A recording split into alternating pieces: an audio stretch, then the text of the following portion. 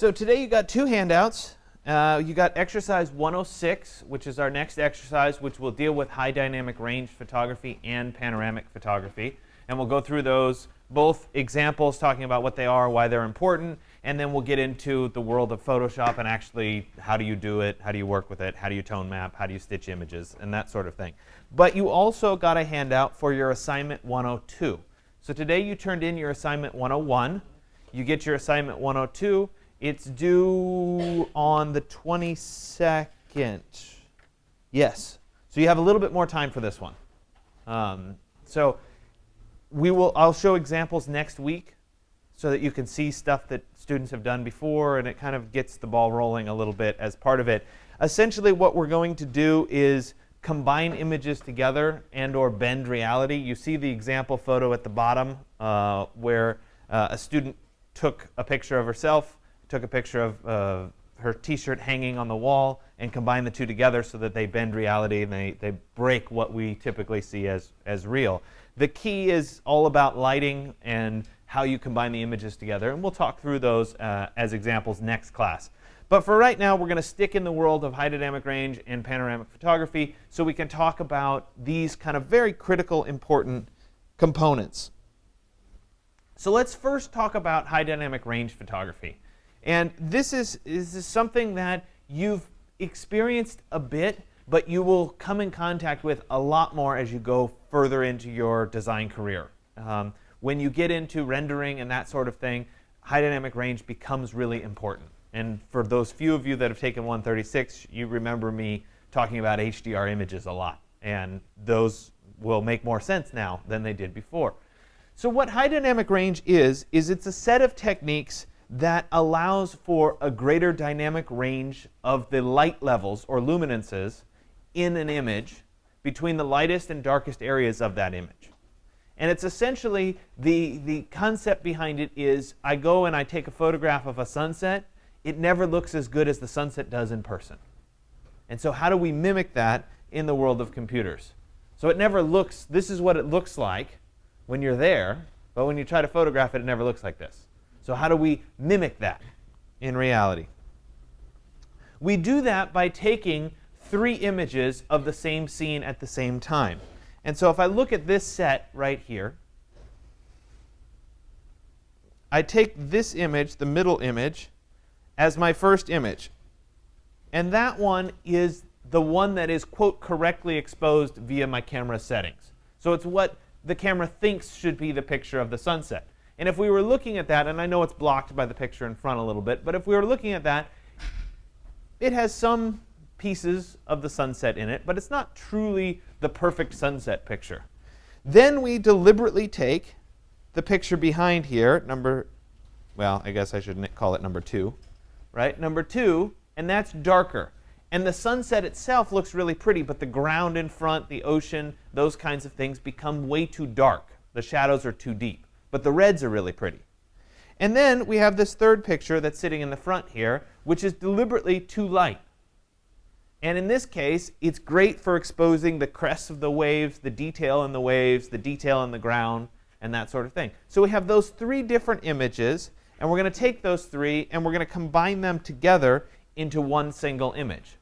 And what happens when we combine them together into one single image is we get the sky that looks great. But at the same time, we get the detail in the waves. That's not too dark to see. The detail in the sand and the reflections, those aren't too dark to see. So we're varying parts of this image to better show what it looked like when we were actually there. The reason that this becomes an issue is because our eyes and our brains can process high dynamic range. And we talked about this a little bit in the beginning of class when I started introducing this concept. And that is that if I was standing here and I was looking down in the shadows, down under the desk or something that was dark, our brains and our eyes can very easily adapt and we can see all the detail of what's happening below. We glance up and we look outside. Now, of course, today is a completely dreary day, so it's kind of the same as it's inside. But imagine it was a bright, sunny day. Our brains and our eyes could immediately adjust and refocus on that range. We could see what it looked like outside. It wouldn't be too bright. It wouldn't be all white. We'd see the same detail. And that compensation is what our minds and our brains and our eyes can do for us, and that's high dynamic range. So when we're looking at it in a static image, we can pick dark, we can pick light, but it's rare when we can get all of it at once. Okay? The other thing that does happen is as you get older, your eyes don't adjust as fast. So you're losing dynamic range. You walk into a dark room, it takes a while for them to adjust. Okay? Most of you are too young to experience that. It'll come in time. So we're trying to more accurately represent the wide range of light intensity levels found in real scenes. Okay? So it's what we see in a real scene translated into computer form. We want to mimic how the human eye sees a scene that can't be captured by a traditional photograph.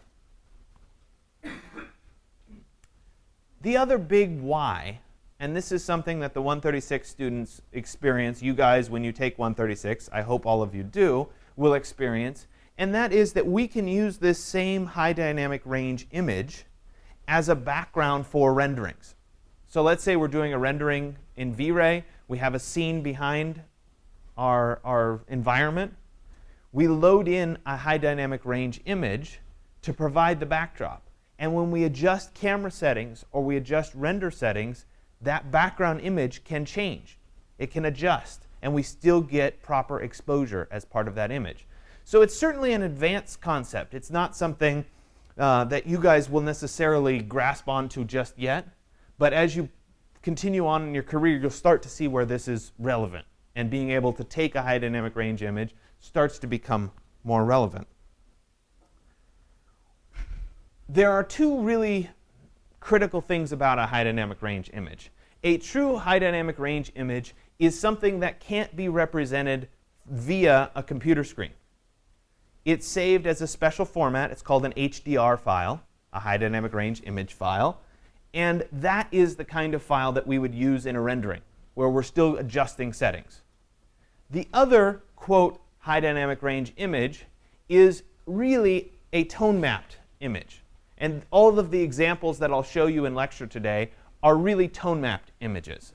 And that is a representation of the high dynamic range in a visual sense. So something that we can see and represent on a computer or that's printed out in that kind of a context. This tone mapping is applied using localized contrast. So we look across the overall image and we keep local contrast, but we adjust the general contrast in the image. And it's hard to verbally describe. It's much easier to see. It reduces the dynamic range or the contrast ratio while retaining localized contrast. So if we look at this particular image, for example,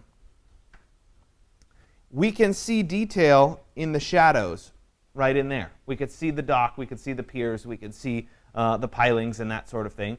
And at the same time, in the lighter areas of the image, we still can see the ripples on the water. We could still see the details in the clouds, the wisps.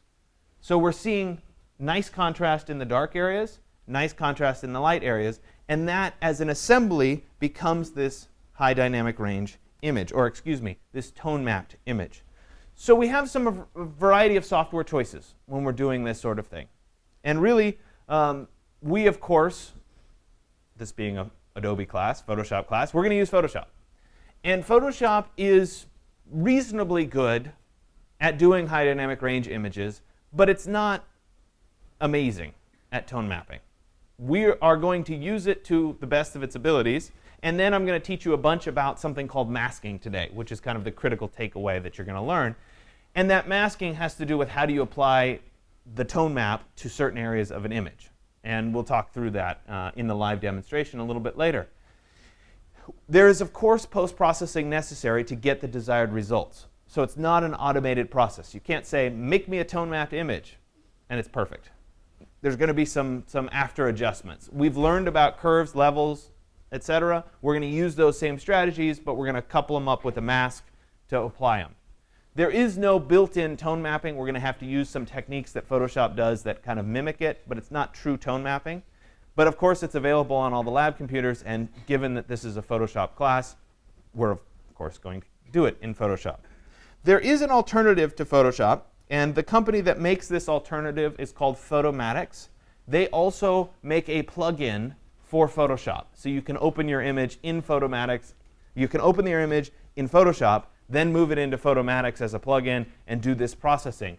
It works really, really well at creating tone-mapped images. The bulk, if you do a Google search for high dynamic range image or HDR image, I would say 90+% of them were processed in Photomerge. All the good ones are done in Photomerge. It is extraordinarily good, but at the same time it's expensive for a standalone application. You obviously, if you got really into high dynamic range photography, you would buy this app and use it. For the casual user, it's probably not worth the money, right? How many high dynamic range images are you really going to take? So it is, of course, better, but at the same time, unnecessary. We'll get a lot of the results through just our work in Photoshop. So I want to go through some examples, and we'll start with the realistic examples. And we'll get into the artistic examples as we go forward. So the most realistic example and the most common place this kind of tone mapping is used for a particular image is in real estate photography. And some of you may have looked for apartments before. Some of you may have bought a house before. And you look through the listings, and they always post photos. Right? You look on Craigslist for housing, and there's always photos. And you look at the photos. This is the most common style photo, this top photo. Right? So we're looking, wow, this is a beautiful loft. I like the space. That's the image I get. Really wonder what's out the windows. Right? Because this is not a high dynamic range image, these windows are completely white. We have no sense of what the view would be.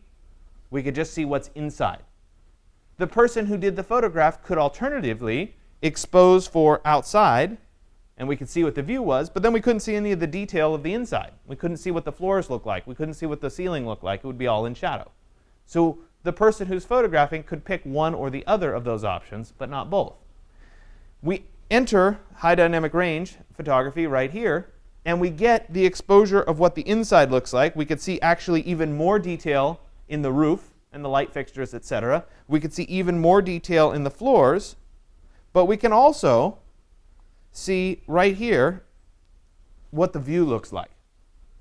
So a good real estate agent, broker, web designer, etc., would use, let's say, obviously selling housing or renting housing or something, would use the technique of high dynamic range to allow people viewing these images to see both inside and outside. And if you were picking, right, you would gravitate toward this image because it has the view, because you see the view. Makes sense. So in its most realistic sense, a tone-mapped high dynamic range image is very, very good for this kind of an application, where we want to see what's bright and what's in the shadows at the same time. We move forward in this, maybe, into other architectural photography. And if you open up a magazine, let's say you open up Architectural Record, this kind of twilight night scene with the lights on in the building is a really popular time to photograph buildings. And because of that, we get the kind of the lights as they're on, the shadows that are cast by the lights, and that sort of ambiance. And at the same time, we see all of the building. If we were photographing this in a non-high dynamic range setting, it would be really hard to see the detail of the building and all the colors. It would be all in shadows. We'd see just the lights. Or we'd have to have a really long exposure, which is another really kind of challenging thing. So we do that. We do the high dynamic range image instead to give us those kinds of highlights and detail that we want, and it creates a very, very nice image. Sometimes we use high dynamic range images in just the regular nature scene. So in something like this, the reason high dynamic range is valuable is because of the shadowy area right there as part of the image. By using high dynamic range here, we get detail in those shadows that would otherwise be just black. And so this is a very subtle change. It's not a dramatic one. It's not an artistic one. It's just a little bit of an enhancement. Oops. Back to the twilight architectural image. Again, very, very common. We get the light glowing out of the building. It showcases the building really nicely. And architectural photographers love to take it at this time of night. If this were a standard image, we would either have the exposure for the lights in the building, Or we'd have the exposure for the background. If it was the lights in the building, the background would be all dark. If it were the background, the lights in the building would be too light. So it's this weird hybrid of the two. Another example here looks like a standard image, except that we see too much detail down below in the shadows, on the underside, right in there, on our image. That's what high dynamic range provides, the detail in the shadows. Oops. So I like to point out this image as part of high dynamic range. So you remember when I talked about high dynamic range images, I said we took 3 images and we combined those 3 images together. I should say you could any odd number of images. It could be 3, it could be 5, it could be 7. Most of the time it's just 3. But when that happens, if we take an image in a busy scene, something like this, we can end up with 3 versions, 1, 2, 3, of objects. 3 images. If an object moves, we get 3 of them. Look at the people here. Right? That person shows up multiple times. This is a known problem whenever you fuse exposures together.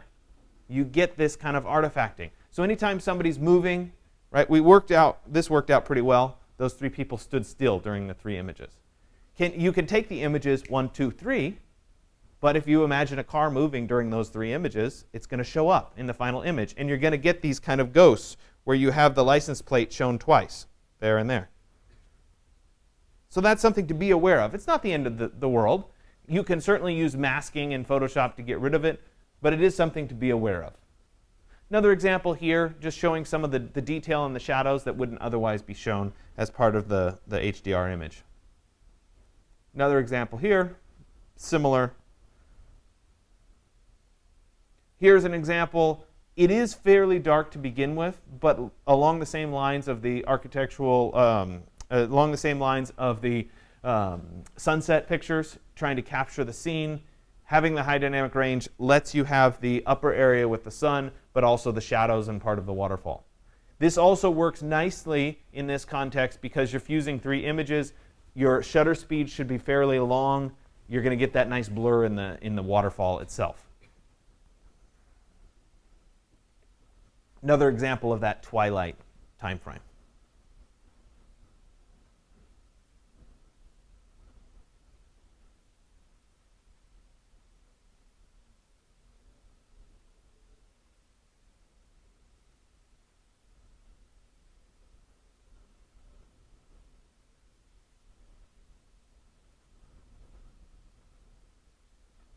Just more examples. I'm flipping through these rather quickly just so you get a sense.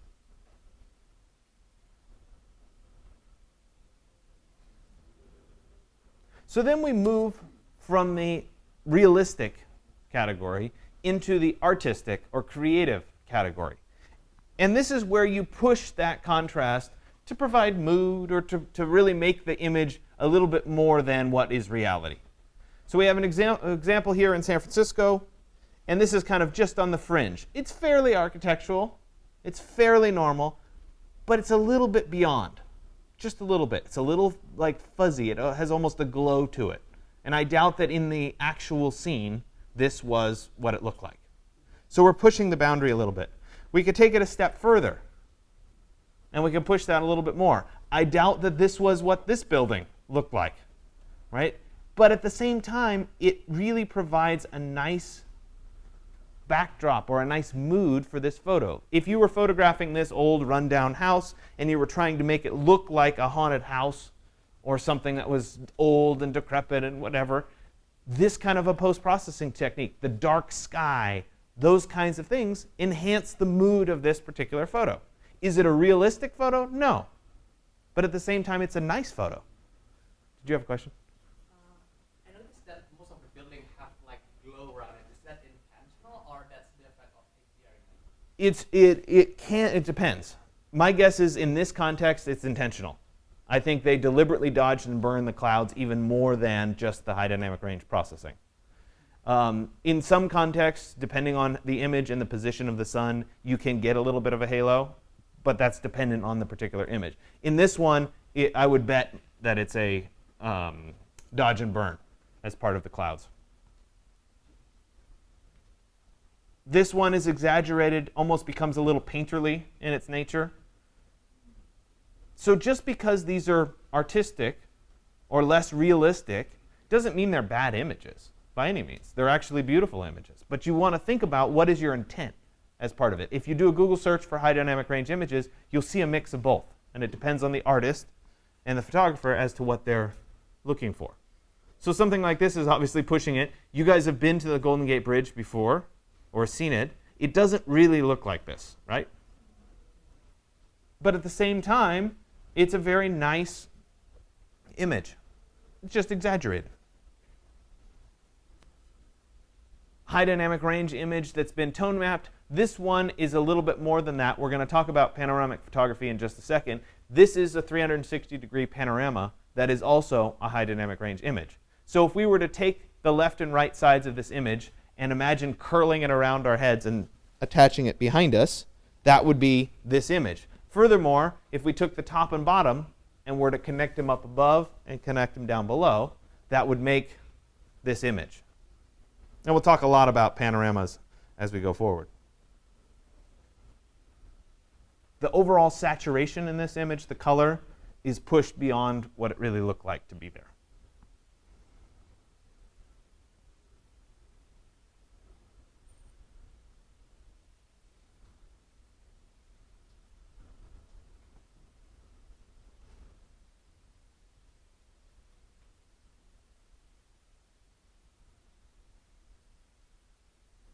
So let's shift away from the world of high dynamic range photography and into panoramic photography. I would start and I would lead by saying this was a complete obsession of mine through undergrad and grad school. And I actually did my thesis centering around panoramic photography. So I got really obsessive about it. I've toned down since I had kids because I don't have as much time as I used to have. A panorama is any wide-angle view or representation of a space. And so chances are your phones or your cameras have some kind of a panorama mode that allows you to take a wide-angle view of a particular space. A 360 panorama would be a full 360-degree view of a particular space.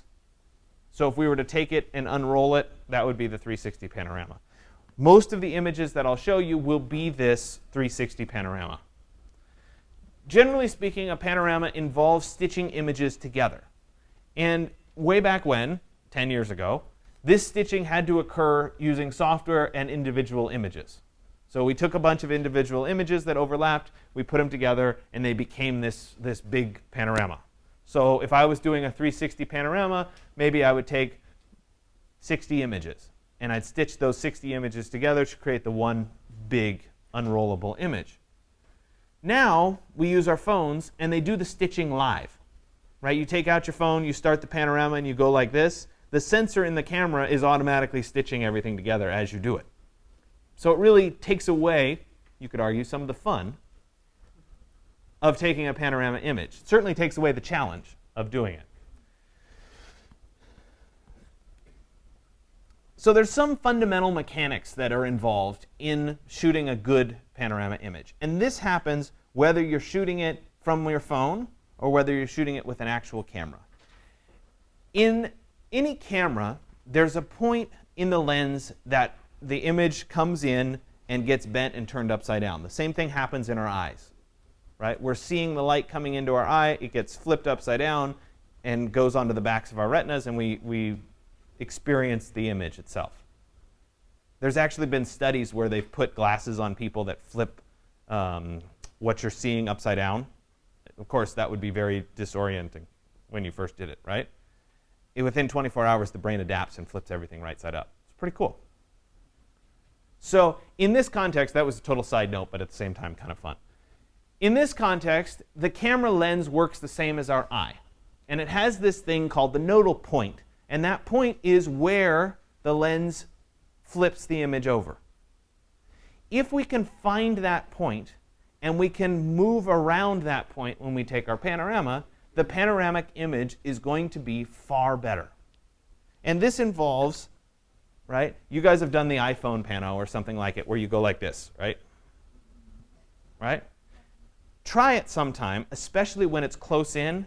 Instead of going like this, hold the phone in the same place and you move around it. Okay? You will get a far better result because of something called parallax. And I'll show you some actual photographic examples of parallax. But what parallax is it's when you have two objects that are in a line. So let's imagine for a second that one of you was standing right here and one of you was standing in the very back of the room. Depending on how I shift my camera, when I take the photo directly at the two of you, you'd be in line. If I shift around the nodal point and I take the next image going this way, because I shifted around the nodal point, the two of you will stay in a line, right? Which is this example here. I've shifted around the nodal point. If, however, I don't, and I swing the camera not around the nodal point, when the two of you are taken from the side, you won't be in a line. You'll be like this. So this parallax error of alignment is a really big problem when you're stitching images together. And you've probably seen this sort of thing happen when you've tried to take panoramas before. So it's where you have jagged edges, where things don't line up. So in this context, the cables don't line up as part of the image. In this context, the lines on the side here don't line up. We've got shifts in building. You guys have looked at Street View before. Notice that this happens in Street View, right? Alignment issues. So the building jumps. It all has to do with the alignment of the cameras when you actually take the photograph itself, or the series of images. So the takeaway here is when you take your panoramas, or when you take an overlapping series of images, move yourself around the camera. Don't move the camera around you, and you'll have better results. Obviously, if you use a tripod or you use a special rig that isolates the nodal point of the camera, that's the ideal scenario. I got really into this, like I said, as part of grad school, and I actually designed and built my own camera rig. So I can mount my camera on a tripod. The nodal point is isolated vertically and horizontally, and always, no matter how I rotate, I can take these images. It eliminates the parallax error, which is really nice. Certainly makes higher quality results. So when we get to results, there are different styles or different outputs. We can have an unrolled image. I'll show you a bunch of those later on in lecture today. Or we can have an interactive movie. And in the old days, the interactive movie was an image that was presented in something like QuickTime Viewer or something like that. Now it's presented online in HTML5, where we can drag the mouse and we can look around and see what's happening. Okay? A lot of you have probably experienced this on websites. You're looking at a hotel where you want to stay. You're looking at a different city that you're going to visit, and you look at some of these interactive things. You might use Google Street View. Same concept. Right? It's become the mainstream strategy for seeing these kinds of things. It's a still static image. It's not changing. We've adapted this even further now, and we can have interactive video that's the same three-dimensional setup. And we'll talk about that a little bit later on. So let's start first with software.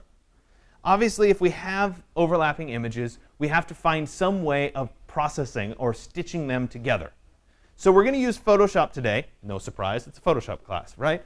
So we're going to use Photoshop, and we're going to stitch images together. This works really well for small groups of images. Let's say up to 10 different images. No problem. It's an automated process. It's really easy. You say, Photoshop, stitch these images together. You take your hands off, you take a little nap, and it does it for you. Pretty cool, right? Well, it's not even long enough to really take a nap.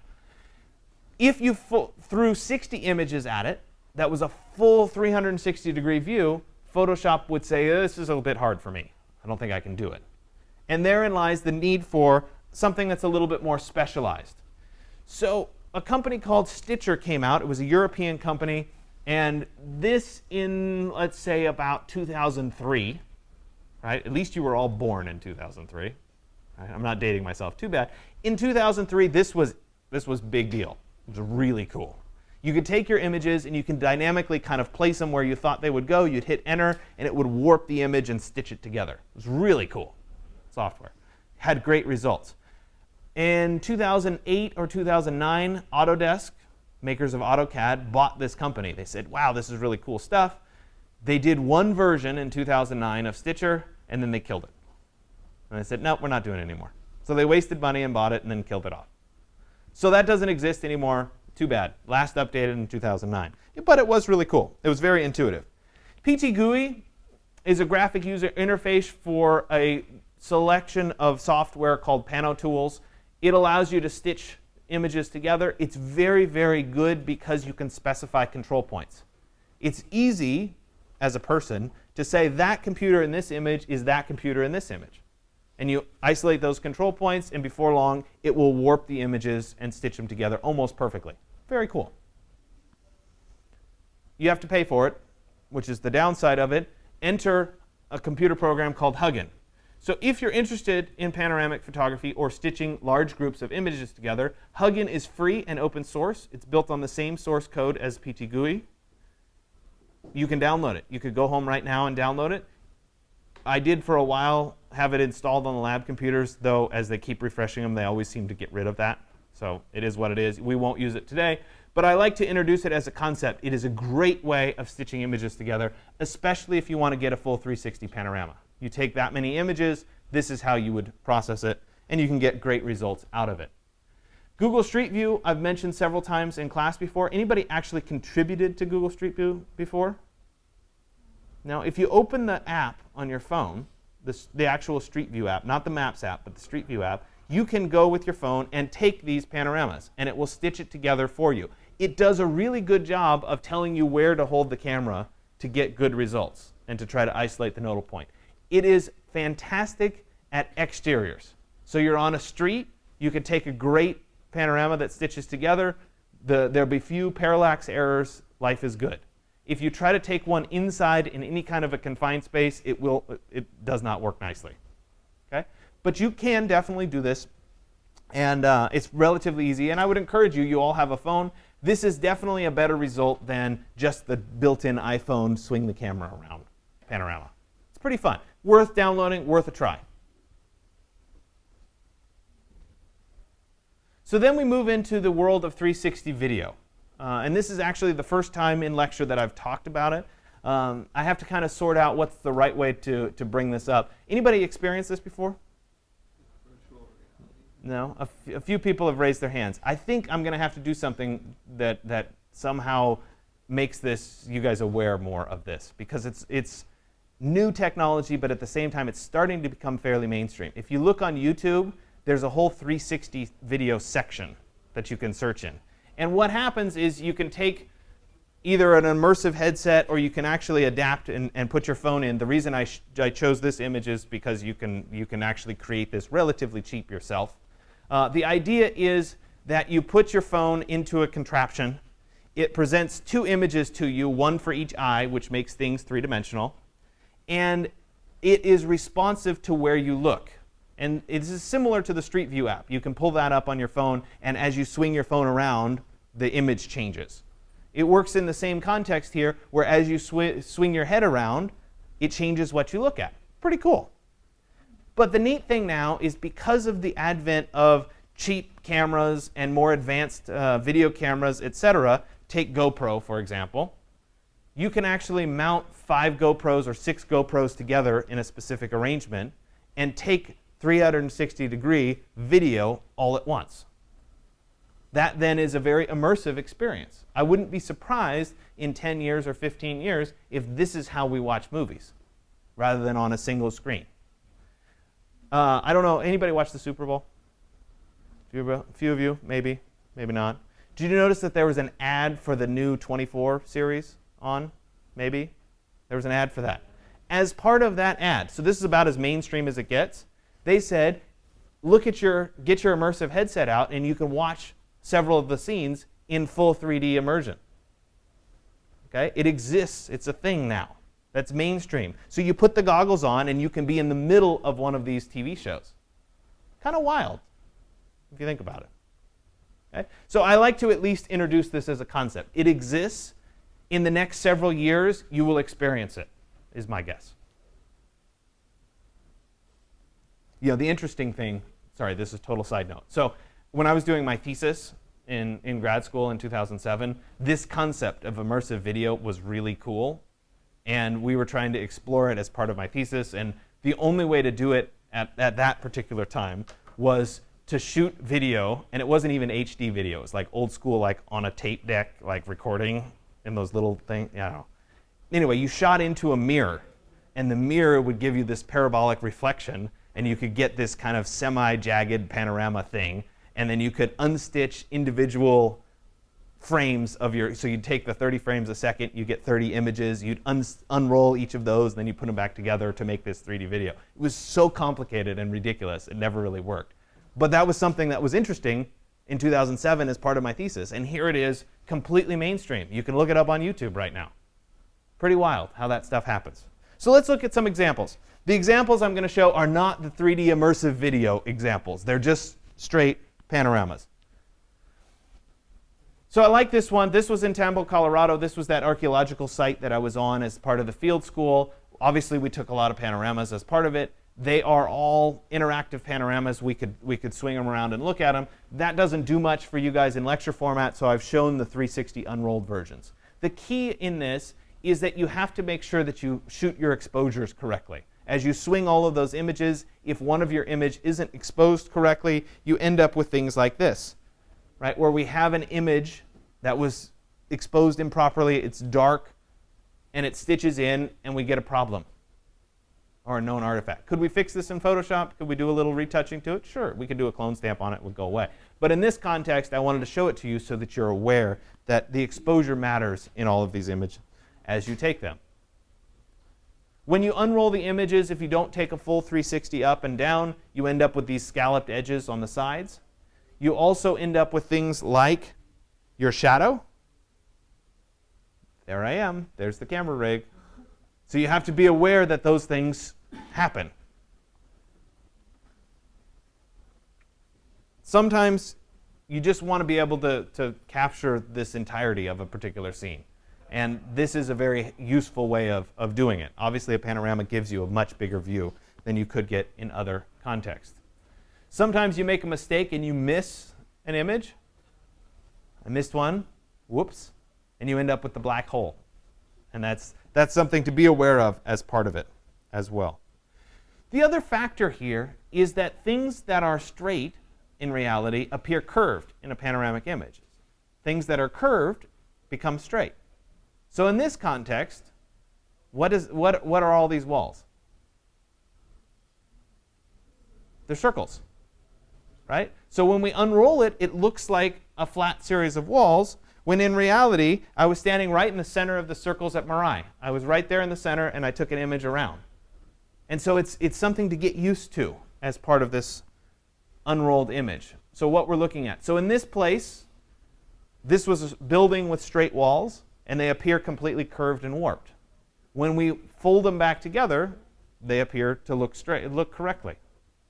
This is actually a sample set of images that you'll have today to stitch if you want. That was looking across, sorry, right in the center, right there. This is an Ollantaytambo in Peru.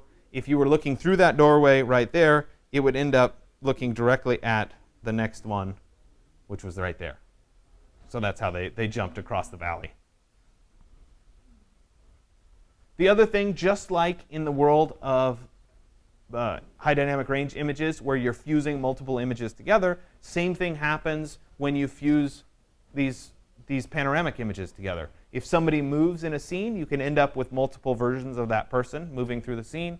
It can be kind of a cool look. So in this context, there was a lot of people moving through this space, and when I shot this series of images, you could see the ghosted reflections of people as they moved through. And it ended up kind of enhancing the overall look of the image. But it is definitely something to be aware of. This is Worcester Hall, architecture building at Berkeley. If you end up at Berkeley, you will live right here, right? It's really cool. It's the one building on campus where the lights almost never go off.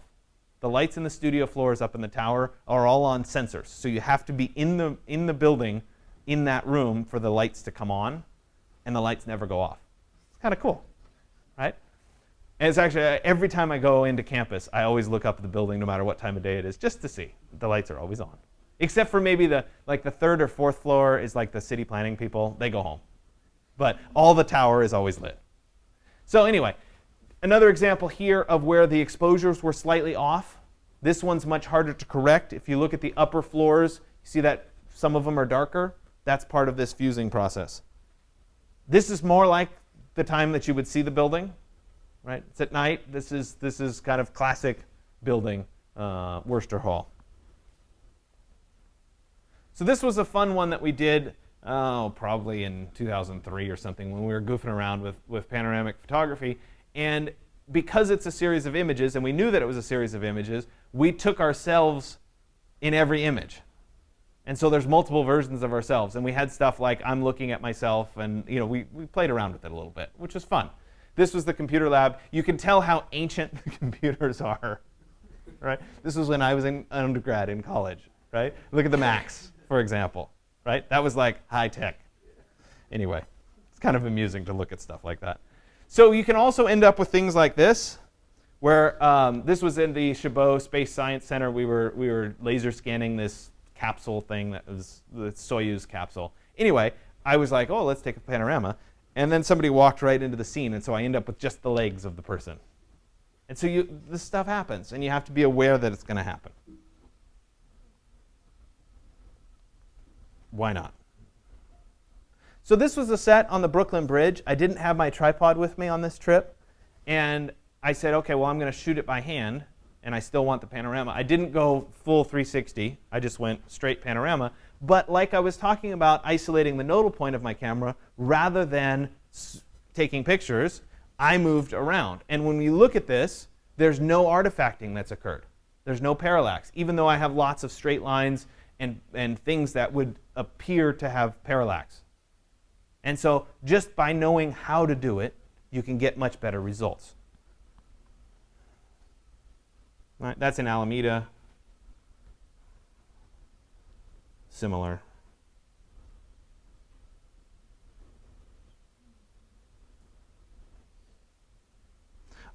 I'll point out in this image, when you get the sun flares, when you're shooting, those obviously get stitched into the panorama. And as you move, if you took a single image, you might get the sun and one set of flares. Well, when you're stitching multiple images, you have the sun and lots of flares coming off of it. So it's just something that's realistic, depending on what lens you use as part of it.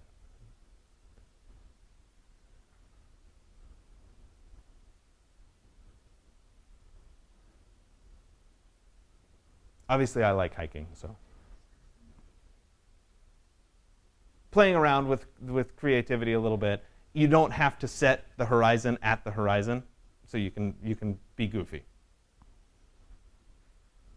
So this was a series of images from the SFO, and these all were part of my thesis. It ended up being around SFO. There's a half a person in one of them. But I took lots and lots of panoramas as part of it. No surprise. And then I did these drawings over the panoramas, and it had to do with the interconnectedness of spaces. And then as part of the thesis, I had to figure out how to draw a panorama. So some of you took 130, and you learned how to like draft and that sort of thing. There's a technique for drafting a perspective, right, with vanishing points and that sort of thing. If you were going to draw a true spherical perspective, you have to pass through a curved line to get this kind of look. And so these were part of my thesis set of drawings where I had, like a section on the right, and I had to figure out how to manually draw that section in. And so it got complicated, but it was fun. And so this was one of the final images. This image, not quite in this context, this was a little bit before the final images, was 21 feet long. As the final image, it was backlit and it had all these ghosted figures in it. It was pretty cool as part of it. But this was all constructed manually, and it had to do with there was one of these, transport escalator things that you walk on, and then it was interconnected with these projections of other spaces that were all the same 360. Anyway, so side note, but those are the kinds of things that you get to explore in grad school, which is certainly the fun of it. Okay, so what we're going to do is we're going to take a quick break, say 10 minutes or so. What time is it? 8:56. So 9:05, come back 9:05, and we'll sit down and we'll go through how to process a high dynamic range image and how to process a panoramic image. We'll talk a lot about masking and how do you control what parts of an image are shown and what parts aren't. All right?